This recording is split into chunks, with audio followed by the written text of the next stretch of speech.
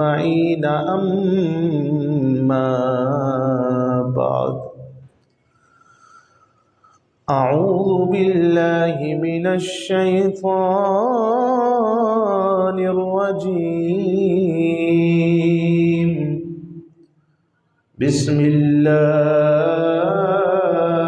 الرحمن الرحيم.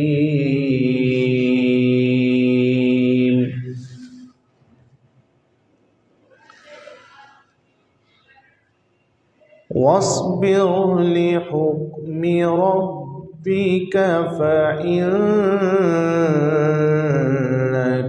بأعيننا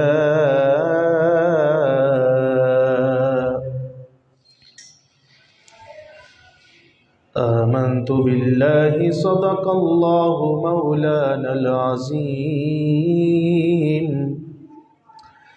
إن الله وملائكته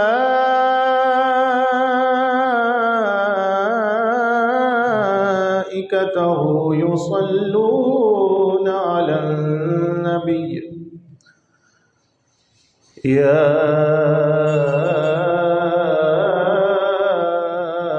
أيها الذين آمنوا صلوا عليه وسلموا تسليما.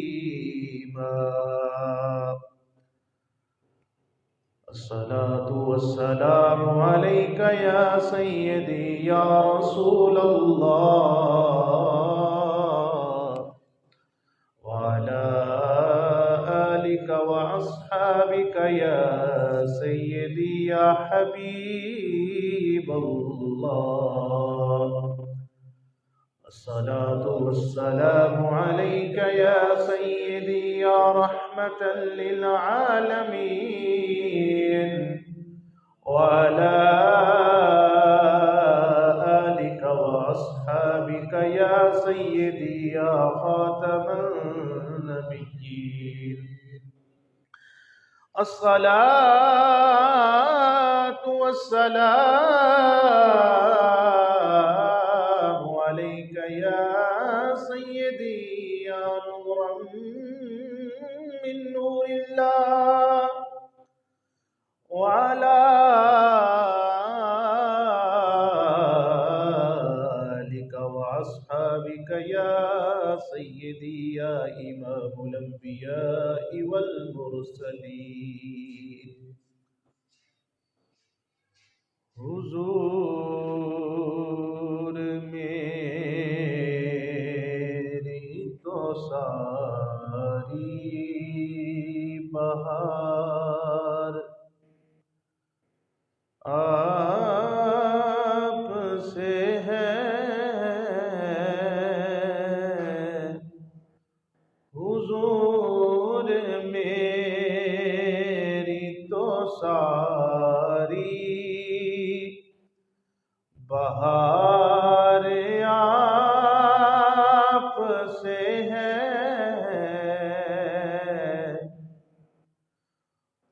حضور میری تو ساری بہار آپ سے ہے، حضور میری تو ساری بہار. کہاں وہ عرش مدینہ، کہاں میری ہستی، کہاں وہ عرض مدینہ، کہاں میری ہستی. یہ حاضری کا سبب بار بار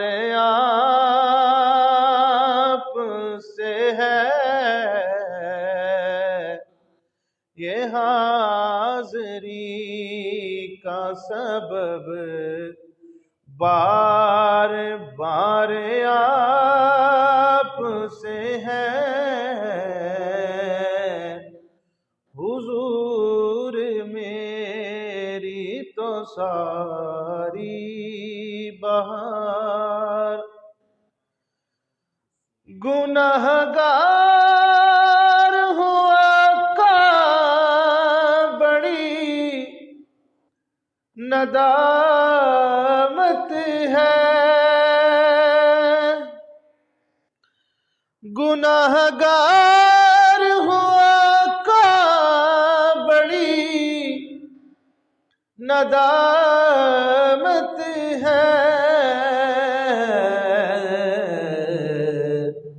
قسم خدا کی یہ میرا وقار آپ سے ہے، قسم خدا کی یہ سارا وقار آپ سے ہے،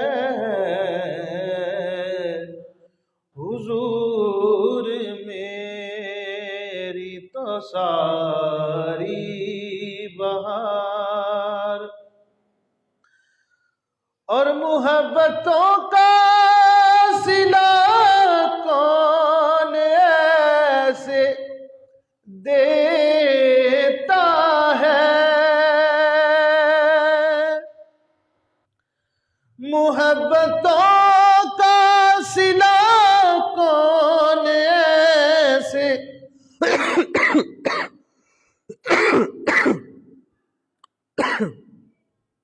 دیتا ہے، محبتوں کا صلہ کون ایسے دیتا ہے،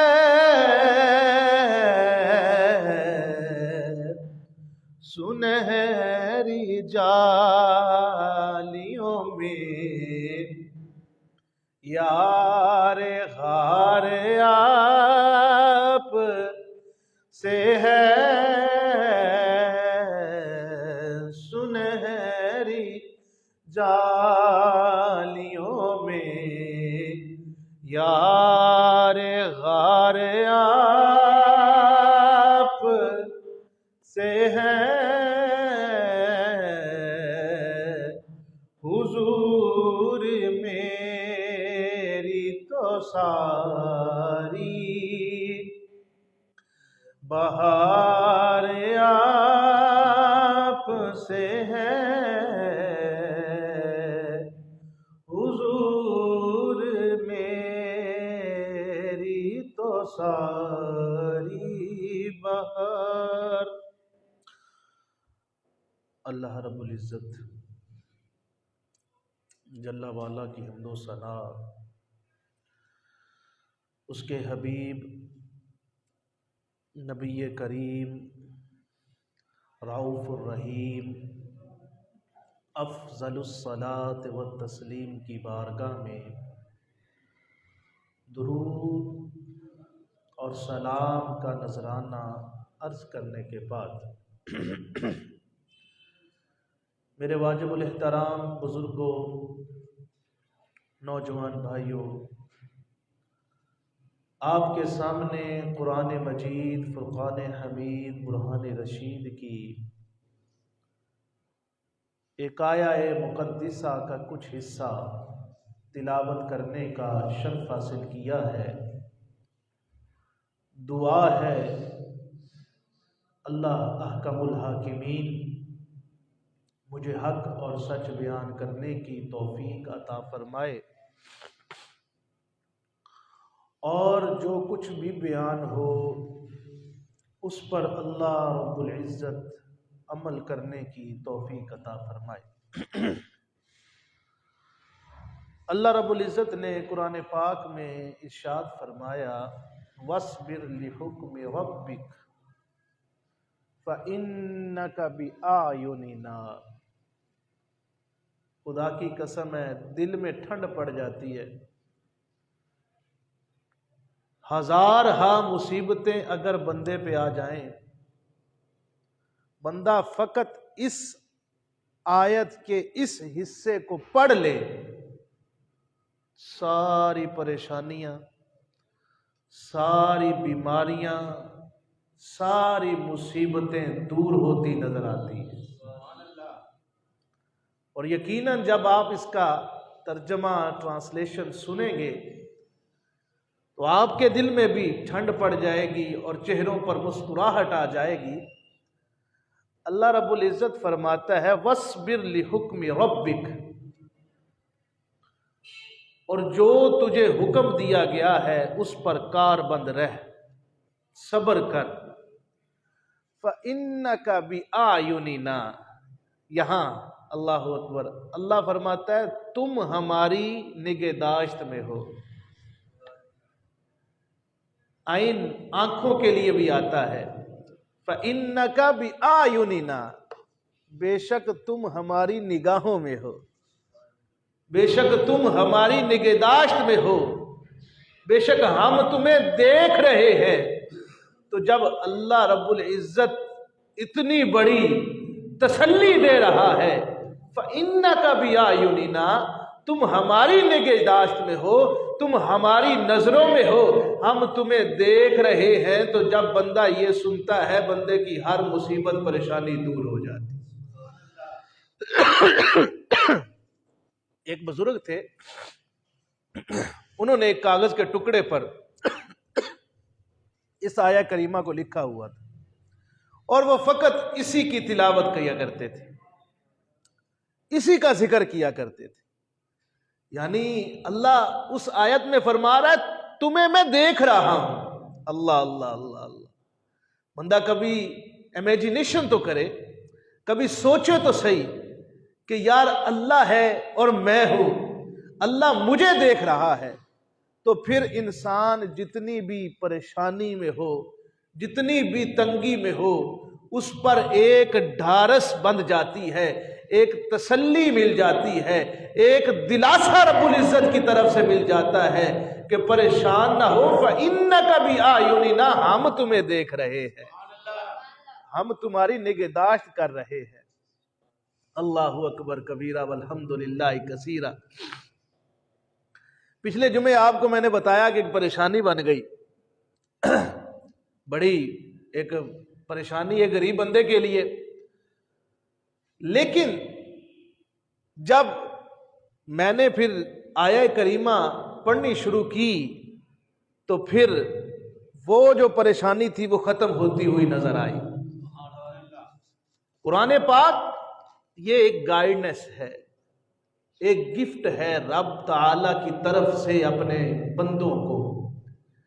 اب بندوں پر منحصر ہے کہ وہ صرف اس کو سجاوٹ کے لیے رکھتے ہیں کہ غلاف اس پر باندھ دیا، 3-4 اچھے سے غلاف باندھے اور جناب اوپر رکھ دیا جہاں پر ہاتھ بھی نہ جائے، اور بس سجا کے رکھا ہوا ہے، ادب ہے، چوم لیا پھر رکھ دیا۔ پڑھنے کے لیے ہمارے پاس ٹائم نہیں۔ آج ہماری سب سے بڑا جو مسئلہ ہے، جو دین سے دوری ہے، ہم صرف ادب آداب تک رہ گئے، عمل ہم میں کچھ بھی نہیں۔ میں ایک جگہ کل میں نے دھوبی کو کپڑے دیے استری کروانے کے لیے، مغرب کے ٹائم کا وقت تھا، میں آفس سے نکلا تو میں اس شاپ پہ گیا تو وہ کپڑے پریس کر رہا تھا تو رک گیا، کہتا حافظ صاحب 2 منٹ میں ذرا اذان سن لوں۔ میرا بڑا دل خوش ہوا، میں نے کہا جی موسٹ ویلکم، آپ اپنے کام روکا ہے، چلو اذان سنیں۔ اب اذان سننے کے بعد میں نے کہا اچھا یار میں نماز پڑھ کے آتا ہوں، تو اس نے دکان پہ پھر کام شروع کر دیا۔ اس ادب کا کوئی فائدہ نہیں، یاد رکھ لیں۔ فَمَن يَعْمَلْ مِثْقَالَ ذَرَّةٍ خَيْرًا يَرَهُ وَمَن يَعْمَلْ مِثْقَالَ ذَرَّةٍ شَرًّا يَرَهُ۔ ہم صرف رہ گئے او اذان ہو رہی بند کر دو، گانے بند کر دو، او ٹی وی بند کر دو، اذان ہو رہی، اذان ہو رہی۔ تو جو گناہ ہونا ہے، چلو اذان کا تو تو نے احترام کر لیا، تو جو گانے سننے پہ تجھے گناہ ہونا ہے، وہ ہونا تو یہ چاہیے تھا کہ نہیں بھائی اللہ کے ڈر سے میں نے گانے بھی سننے چھوڑ دیے۔ اب اذان ہو گیا حیا علی الصلاۃ، حیا علی الصلاۃ، حیا علی الفلاح، حیا علی الفلاح، 5 بار، 5 دن کے 5 اوقات میں یہ 10 ٹائمز بولا جاتا ہے، آؤ نماز کی طرف، آؤ نماز کی طرف، حیا علی الفلاح، کم ٹو دا سکسیس، آؤ کامیابی کی طرف۔ کامیابی کدھر ہے؟ نماز میں۔ کامیابی کدھر ہے؟ ہم نے کدھر ڈھونڈنی شروع کی ہوئی ہے؟ دنیا میں، اپنے کاموں میں۔ بندہ جتنا مرضی دنیا کے پیچھے بھاگ لے، مصطفیٰ کریم علیہ الصلوۃ والسلام فرماتے ہیں اگر انسان کے پاس ایک سونے کا پہاڑ آ جائے نا تو وہ کہے گا کہ اس جیسا دوسرا بھی ہو، اس جیسا دوسرا بھی ہو۔ انسان کا پیٹ اگر کوئی چیز بھر سکتی ہے تو وہ قبر کی مٹی ہے۔ قرآن پاک بھی ہم نے جناب چومنے کے لیے، بیٹی کو ودا کرتے ہوئے سر پہ رکھنے کے لیے رکھے ہوئے۔ موسٹلی بندے قرآن پاک غلط پڑھتے ہیں۔ کبھی یہ نہیں ہوا کہ چلو یار میں قرآن پاک کی تصحیح کرا لوں۔ آپ کو بے بہا وہ بزرگ وہاں پر قبرستان کی اوٹ میں تاش کھیلتے ہوئے ملیں گے۔ قبر میں جانے کی ان کی تیاری ہے، جس کو کہتے ہیں کہ قبر چ لتاں نے انہاں دیا، کر کیا رہے ہیں؟ تاش کھیل رہے ہیں۔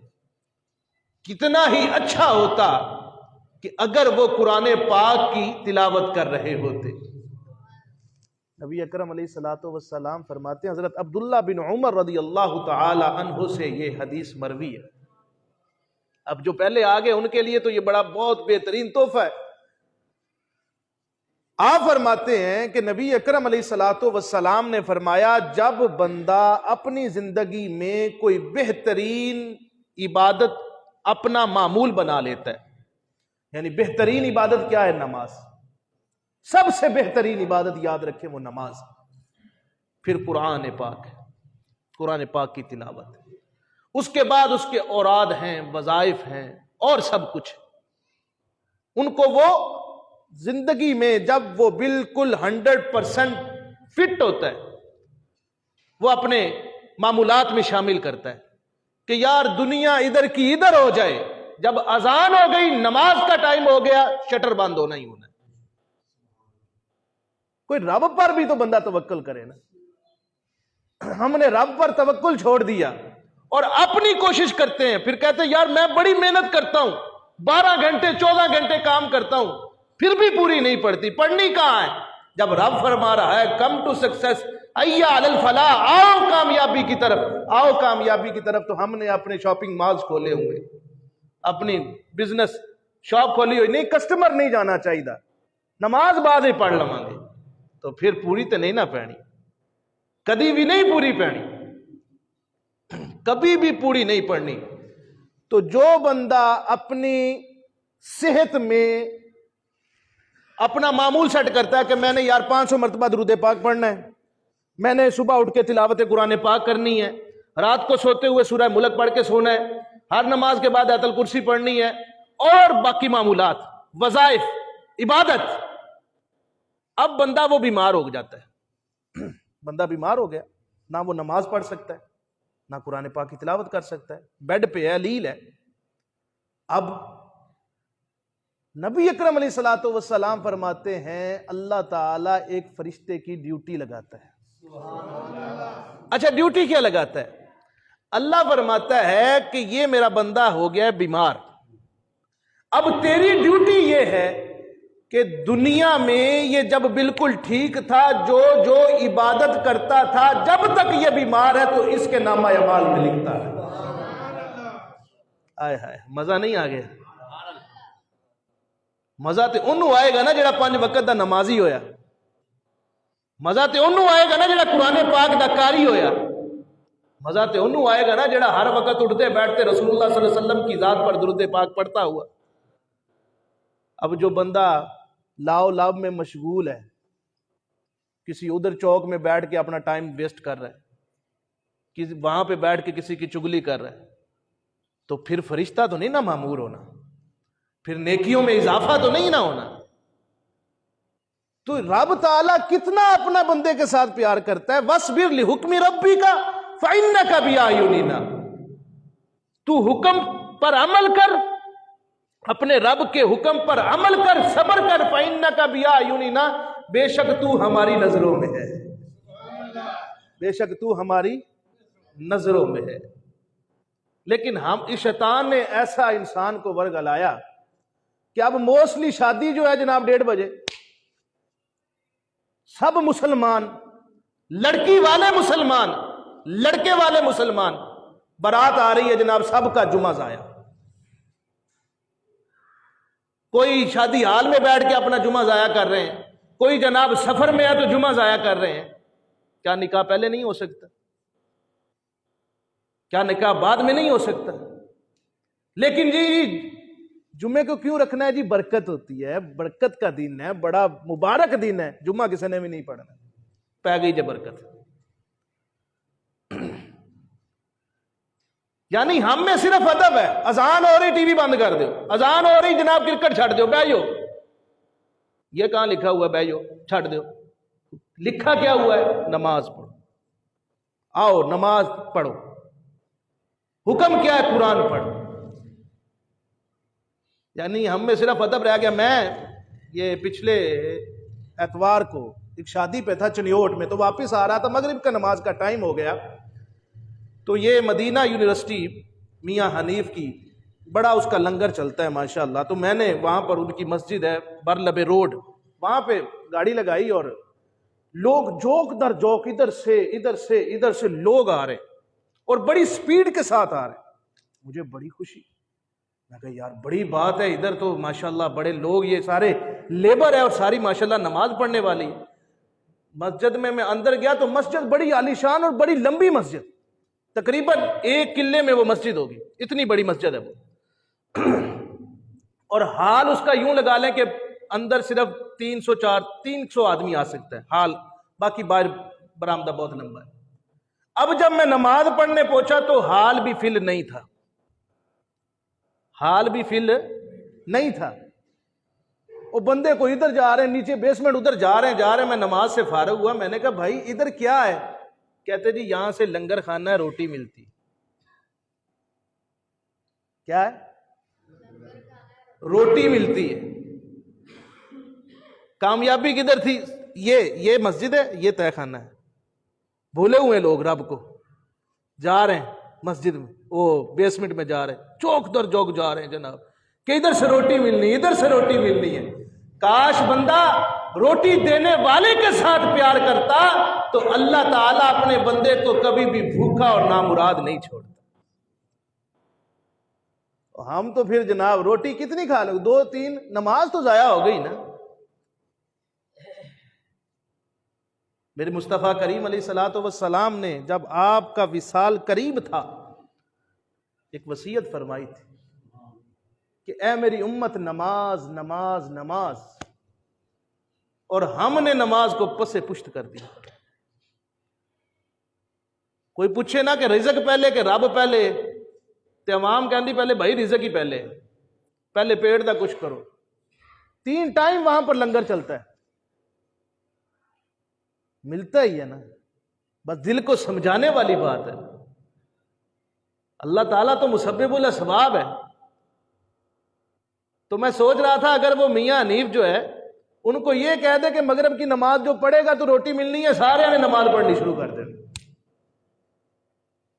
یعنی پھر ریاکاری دی نماز ہوئی نا، یہ تو دکھاوے دی نماز ہوئی نا. تے ریاکاری تے شرک اصغر ہے، دکھاوے دی عبادت کرنا، دکھا کے جناب کوئی مینوں ویکھن دیا تے لمبیاں جناب لمبے سلام پڑھو، لمبے درود پڑھو، لمبیاں نمازاں پڑھو. اللہ نے تو چک کے منہ تے مار چھڑنی ہے، تو تے میرے واسطے عبادت کیتی نہیں، تو تے جہدے واسطے عبادت کیتی ہے جا اود کول کر لے تے جا کے اود کول لے لا سیلا. یارو اپنا کنیکشن رب کی ذات کے ساتھ کرو. کون سا ایسا مقام ہے جس میں رب تعالی اپنے بندے پر رحمت نہیں فرماتا؟ سبحان اللہ. اونچا کہیں سبحان اللہ. حضرت ام المومنین حضرت عائشہ الصدیقہ رضی اللہ تعالی عنہا آپ فرماتی ہیں کہ میں نے مصطفیٰ کریم علیہ الصلاۃ والسلام سے 2 آیات کے بارے میں ان کی تفسیر پوچھی. وَإِن تُبْدُوا خَيْرًا أَوْ تُخْفُوهُ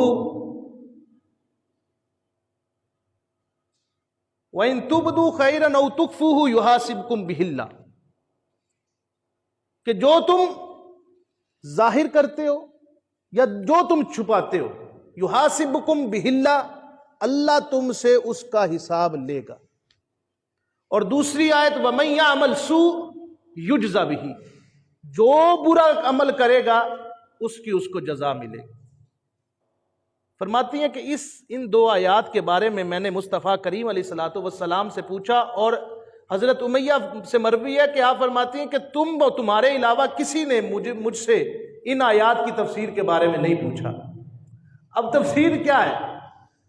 نبی اکرم علیہ الصلوۃ والسلام فرماتے ہیں کہ انسان سے بڑے گناہ سرزد ہو جاتے، بڑے گناہ سرزد ہو جاتے. اب اللہ تعالیٰ بھی اپنے بندے سے بڑا ہی پیار فرماتا ہے. نبی اکرم صلی اللہ علیہ وسلم فرماتے ہیں چونکہ اس کے گناہ زیادہ ہو جاتے ہیں نا، تو اللہ اپنے بندے سے پیار فرماتا ہے. تو اللہ اتنا غفور و رحیم ہے کہ انسان نے اپنے اس پاکٹ میں فار ایگزامپل موبائل ڈالا، اس پاکٹ میں موبائل ڈالا، اب اس کو ضرورت پڑی تو اس نے جلدی سے اس ہاتھ میں موبائل ڈالا، ہاتھ میں جیب میں ہاتھ ڈالا کہ موبائل نکالوں، تو اسے لگا کہ موبائل گر گیا، تو اس نے یکدم، ایسے ہو جاتا ہے نا بندہ جلدی جلدی ایسے کرتا ہے، یار میری چیز تو نہیں گر گئی، ہوتا ہے نا جی. ایسے کرنے سے بھی اللہ تعالیٰ گناہ معاف فرما دیتا ہے. اللہ فرماتا ہے میرا بندہ پریشان ہوا ہے، اتنی پریشانی بھی رب کو منظور نہیں ہے، تو پھر بندہ اپنے رب کے ساتھ پیار ہی نہ کرے. یار جو رب تمہاری تھکن پہ، مصطفیٰ کریم علیہ الصلوۃ والسلام فرماتے ہیں کہ مومن کو جو تھکن ہوتی ہے، جو تھکاوٹ ہوتی ہے، اس کے صدقے بھی اللہ تعالیٰ گناہ معاف فرماتا ہے، نیکیاں لکھ دیتا ہے. اب تھکن تو حلال کے کام پہ ہو نا، تو پھر ہے نا جناب مہندی تے نچدا رہا ساری رات، تے اس تھکن تے لتر ہی پینے. تھکن ہو رب کی عبادت میں بندہ کھڑا ہو، اچھی کہو نا، عبادت میں مزہ آنا چاہیے. حلاوت، جیسے ہم کھانا کھاتے ہیں نا تو بعض کہتے ہیں یار اس کا ٹیسٹ بڑا اچھا ہے، اس کے پاس چلتے ہیں یار اس کی چائے بڑی اچھی ہے، ٹیسٹ بڑا ہے. تو عبادت میں بھی ٹیسٹ ہے. جن کو ٹیسٹ آیا ہے پھر ان سے تہجد کی نماز نہیں چھوٹی. جن کو مزہ آیا ہے کہ رب نال گلاں کرنی ہیں، یار اے میرا تو رب دا ٹائم ہے، مزے کے لیے عبادت کیا کرو کہ یار مزہ لینا ہے، حلاوت آئے، ایک مٹھاس آئے. تو ہم نے تو صرف آتے ہیں جناب نماز پڑھی بھی تو بڑے بوجھل قدموں سے. اب دیکھ بعض اوقات عوام آتی ہے تو بالکل جب سمیع اللہ لمن حمیدہ رکوع میں امام صاحب جانے لگتے ہیں تو پیچھے سے جناب دوڑے لگی ہوتی ہے، چلو چلو جمعہ پڑھائیے جمعہ پڑھائیے. اللہ بھی تو دیکھ رہا ہے. اللہ فرماتا ہے فَإِنَّكَ بِأَعْيُنِنَا، تم بھی ہماری نظروں میں ہو. جو جتنا پیار کرے گا رب تعالیٰ تو پھر غفور الرحیم ہے، 70 ماؤں سے زیادہ پیار کرنے والا ہے. وہ اس کی تو پیار کی انتہا ہی نہیں. کوئی رب کا ہو کے تو دیکھے نا، ساری پریشانیاں دکھ درد ختم ہو جاتے جب بندہ یہ سنتا ہے ان مع العسر یسرا ان مع العسر یسرا. ہر تنگی کے بعد آسانی ہے، ہر تنگی کے بعد آسانی ہے. اور یہاں پر عسر جو ہے پہلے بعد والے کا، عسر کا عطف جو ہے پہلے عسر پر ہے. مفسرین فرماتے ہیں یہاں پر تنگی ایک ہے، آسانیاں 2 ہیں. یعنی اگر تمہیں ایک تنگی آئے گی تو اللہ تمہیں 2 آسانیاں عطا فرمائے گا. ایزیسٹ کا لفظ آیا ہے کہ بہت آسانی. بڑی تنگی پچھلے جمعے آئی، میں نے عرض کی، لیکن رب پر اتنا یقین ہے کہ اب اس سے پہلے آسانی بھی بڑی آنے والی ہے. توکل تو ہو نا، رب کی بارگاہ پر توکل کرنا سیکھو. پھر رب عطا کتنا فرماتا ہے. اور پھر یاد رکھیں نبی اکرم علیہ الصلوۃ والسلام کی حدیث پاک ہے کہ انسان جب اللہ انسان سے پیار کرنے لگتا ہے اور اللہ تعالیٰ چاہتا ہے کہ اس کو میں معاف کر دوں. یہ امام ابو رزین ہوئے، انہوں نے فرمایا، انہوں کی روایت ہے، یہ ان سے مروی ہے. رسول اللہ صلی اللہ علیہ وسلم فرماتے ہیں کہ جب بندے سے اللہ پیار کرتا ہے اور اسے معاف کرنا چاہتا ہے اور اس کے گناہ بڑے ہوتے ہیں لیکن اس کو معاف بھی کرنا ہے، یعنی جب مر کے میری بارگاہ میں پہنچے بالکل ایسے ہو جیسے اس نے کچھ کیا ہی نہیں، تو نبی اکرم علیہ الصلوۃ والسلام فرماتے ہیں اللہ تعالی فرماتا ہے کہ میرا وعدہ ہے میں اس وقت تک اسے دنیا سے جانے نہیں دوں گا جب تک اس سے میں ایک گناہ رزق کی تنگی اور جسمانی بیماری دے کر دور نہ کر دوں. لوگ کی کہتے ہیں نا یار بڑے بیمار ہو گئے ہیں، بڑے بیمار ہو گئے ہیں. یہ بھی اعمال کی بہتری کے لیے اللہ تعالیٰ فرماتا ہے. اللہ فرماتا ہے کہ میں وعدہ کر لیتا اس بندے کو دنیا سے ایسے نکلنے نہیں دینا. آپ دیکھتے ہیں رزق میں تنگی آ جاتی، پریشانی آ جاتی، بزنس میں لاس ہو جاتا ہے، تو اس میں بھی اللہ تعالیٰ نے ان کے لیے اجر رکھا ہوا ہے. تو اس لیے پریشانی مصیبت جب آ جائے تو پھر اس سے بھی زیادہ رب پر توکل ہونا چاہیے کہ اب اگر آئی ہے تو اللہ تعالیٰ اس کا بہتر اجر بھی عطا فرمائے گا اور اس مصیبت سے میری جان بھی چھڑائے گا.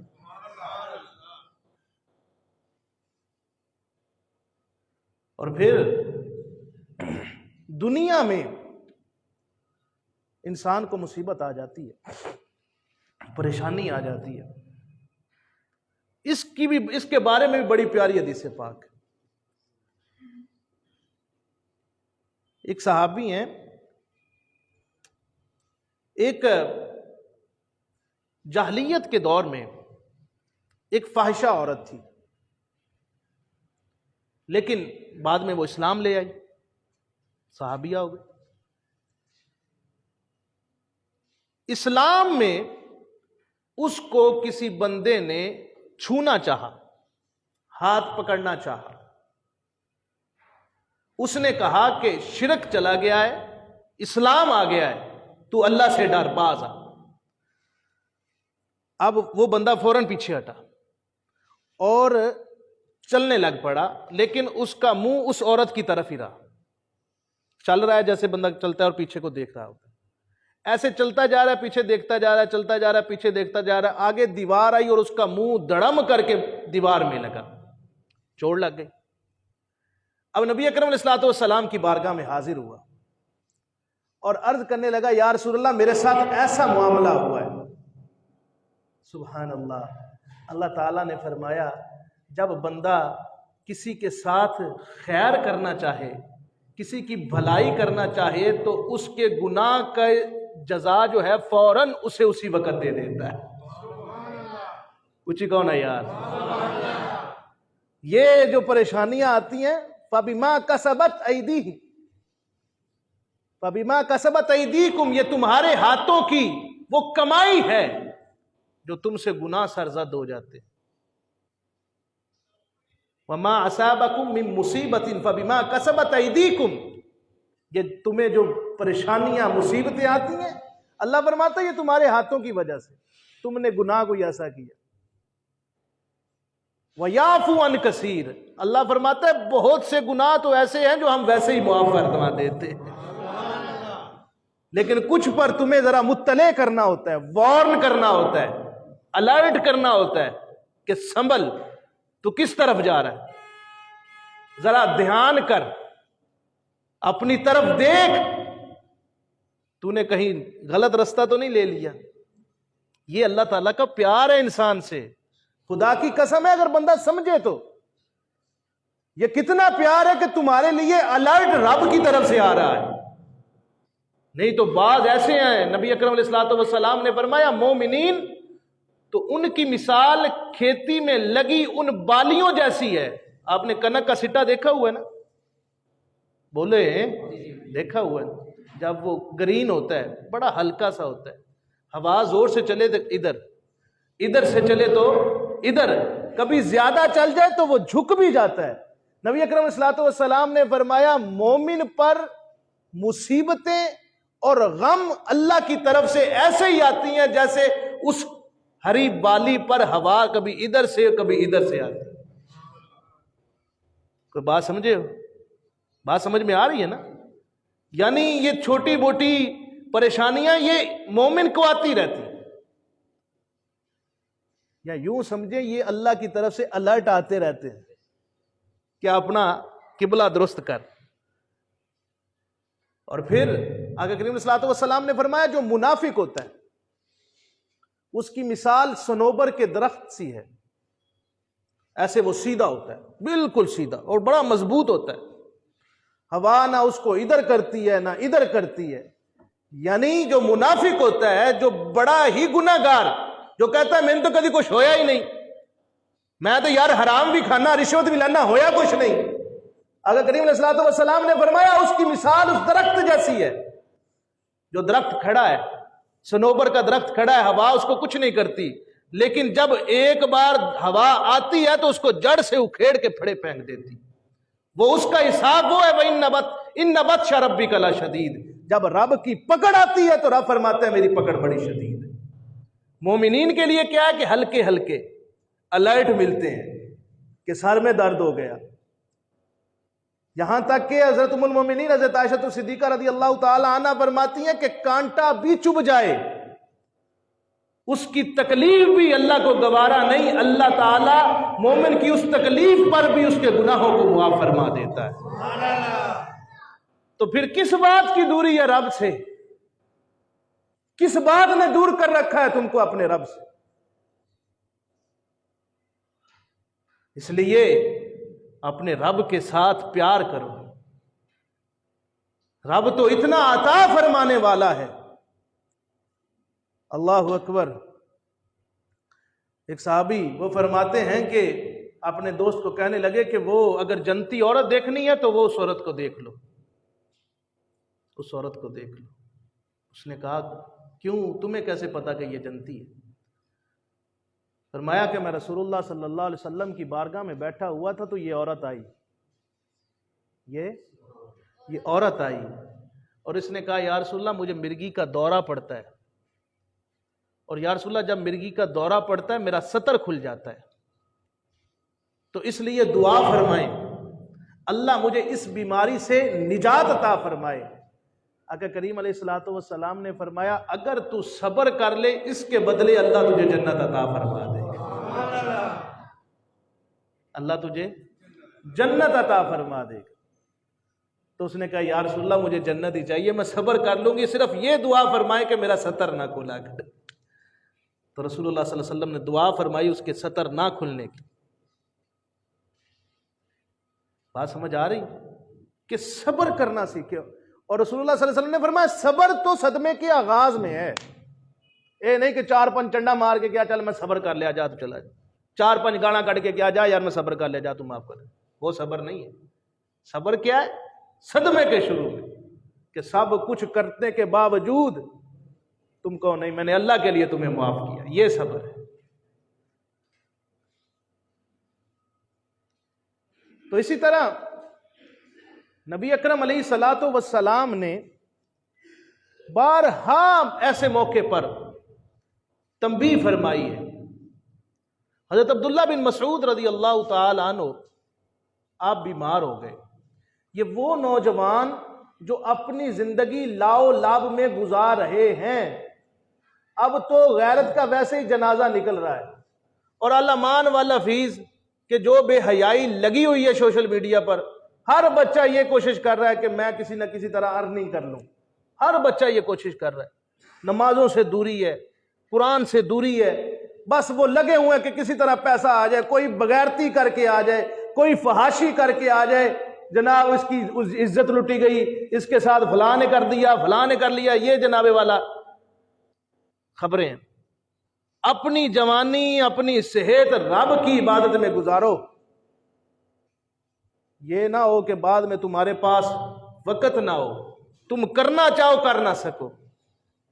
ایسی ایسی بیماری فالج آ جاتے ہیں, بندہ محتاج ہو جاتا ہے, شوگر کی وجہ سے ٹانگ کٹ جاتی ہے, محتاج ہو جاتا ہے. اس سے پہلے عبادت کو معمول بناؤ. وہ حدیث پاک جو میں نے پہلے بیان کی کہ جب بندہ بیمار ہو جاتا ہے لیکن اس سے پہلے اس نے عبادت کی ہوتی ہے, اس کا معمول ہوتا ہے قرآن پڑھنے کا, نماز پڑھنے کا, اچھے کام کرنے کا, تو اللہ تعالیٰ پھر اس کی بیماری اس کے لیے ایسے فضالت, اس کی اتنی اہمیت ہو جاتی ہے کہ فرشتہ معمور فرما دیتا ہے کہ اب تو کر کچھ نہیں سکتا جب تک یہ ٹھیک نہ ہو جائے, یا جب تک میں اس کو اپنے پاس نہ بلا لوں, اس کے نامہ اعمال میں ویسی نیکیاں لکھتا رہے. کوئی سمجھ آئی جی؟ جڑے بے نمازی ہو نمازی بن جاؤ, جڑے قرآن نہیں پڑھتے ہو قرآن پڑھنا شروع کر دو. اے نہ ہو کہ پھر وقت آ جائے. حضرت عبداللہ بن مسعود رضی اللہ تعالیٰ عنہ بیمار ہوئے تو ان کے پاس ان کے کچھ دوست جو ہے وہ عیادت کرنے گئے تو آپ رونے لگ پڑے. حضرت عبداللہ بن مسعود, حضرت عبداللہ بن عمر, یہ وہ صحابی ہیں جو رسول اللہ صلی اللہ علیہ وسلم نے فرمایا میری امت کے فقیہ ہیں. حضرت عبداللہ بن عباس, عبادلہ اربع, اور ایک عبداللہ بن عمر غالباً ایک اور. حضرت عبداللہ بن مسعود رضی اللہ تعالیٰ عنہ یہ فقیہ ہیں عمر کے, لیکن جب بیمار ہوئے تو رونے لگ پڑے. ساتھیوں نے پوچھا حضرت کیا بات ہے, صبر کی تلقین ہے, آپ بیماری کی وجہ سے, تکلیف کی وجہ سے رو رہے ہیں؟ فرمایا نہیں یار, میں اس وجہ سے نہیں رو رہا, میں اس وجہ سے رو رہا ہوں کہ اب میں بوڑھا ہو گیا ہوں, اب میں بوڑھا ہو گیا ہوں, میرے بڑے معمولات, میرے بڑے وظائف اب میں کر نہیں پاتا, ضعف آ گیا ہے, کمزوری آ گئی ہے, تو میں رو اس لیے رہا ہوں کہ اب بیماری جا کے آئی ہے کہ میرا نامہ اعمال میں اب تھوڑی چیزیں لکھی جائیں گی. کاش یہ جوانی میں آتی جب میں صبح روزہ رکھتا پھر ساتھ جہاد کرتا. جہاد کرنے کے بعد آپ فرماتے ہیں کہ پھر میں رات کو رب کی بارگاہ میں تہجد پڑھتا, صبح روزہ, ساتھ جہاد, پھر ساتھ کیا ہے رات کو نماز, تہجد چل رہے ہیں. آپ فرماتے ہیں کہ کاش میں جب جوان تھا تب یہ بیماری آتی تو میں بیمار ہوتا تو اتنا زیادہ نامہ اعمال میں میرے نیکیاں لکھی جاتی. سمجھ آئی جائے کچھ؟ تو اب اگر اس کو تھوڑا سا کم کر, اب اگر بندہ اپنی زندگی کو صرف کوئی بندے نے جڑے جناب والا ایدی مسیتے آندے ہیں تو کچھ ہونے جڑے جمعے مسیتی آندے ہیں, اب وہ اپنا نامہ اعمال دیکھیں کہ اگر وہ بیمار ہو جائیں تو کیا فرشتے ان کے نامہ اعمال میں کیا لکھیں گے, کیا لکھیں گے. اس لیے میرے محترم اپنے آپ کا محاسبہ کریں, اپنے آپ کو دیکھیں کہ ہم کس ڈگر پر چل رہے ہیں. یہ دنیا ہے نا, دنیا نے تو, وہ حضرت موسیٰ علیہ الصلوۃ والسلام جا رہے تھے تو دیکھا کہ صحرا میں ایک بڑی خوبصورت عورت جا رہی ہے, اور اس نے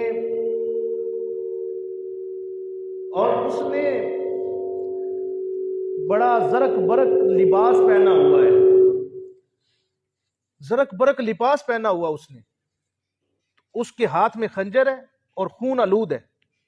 آپ نے فرمایا تیرا کوئی ساتھ نہیں ہے, اتنے صحرا میں تو اکیلی جا رہی ہے. وہ کہنے لگی اللہ کے نبی آپ نے مجھے پہچانا نہیں. آپ نے فرمایا کون ہے تو؟ وہ کہنے لگی کہ میں دنیا ہوں. ابھی میرے اوپر ایک شخص نوجوان فریفتہ ہوا تھا, ہاں جیسے ہمارے نوجوان ٹک ٹاک پر فریفتہ ہیں, بچیاں جو ہیں لگی ہوئی, جوان بچے نوجوان اپنی جناب والا گزاریں اپنی ساری زندگی. تو وہ فریفتہ ہو گیا مجھ پہ. جب وہ مکمل مجھ پہ فریفتہ ہو گیا تو میں نے اس کو موت کی نیند سلا دیا. اب میں اپنا نیا عاشق ڈھونڈنے جا رہی ہوں. تو یہ میرے بچے جو نوجوانوں سے, جو نمازوں سے دور ہیں, جو قرآن کی تلاوت سے دور ہیں, جو مساجد سے دور ہیں, دنیا کسی کی نہیں بنی, دنیا کسی کی نہیں بنی. اور پھر آقا کریم علیہ الصلوۃ والسلام کا فرمان عالی شان سنیں. آقا کریم علیہ الصلوۃ والسلام نے فرمایا جب میں کسی بندے کو آزمائش میں ڈالتا ہوں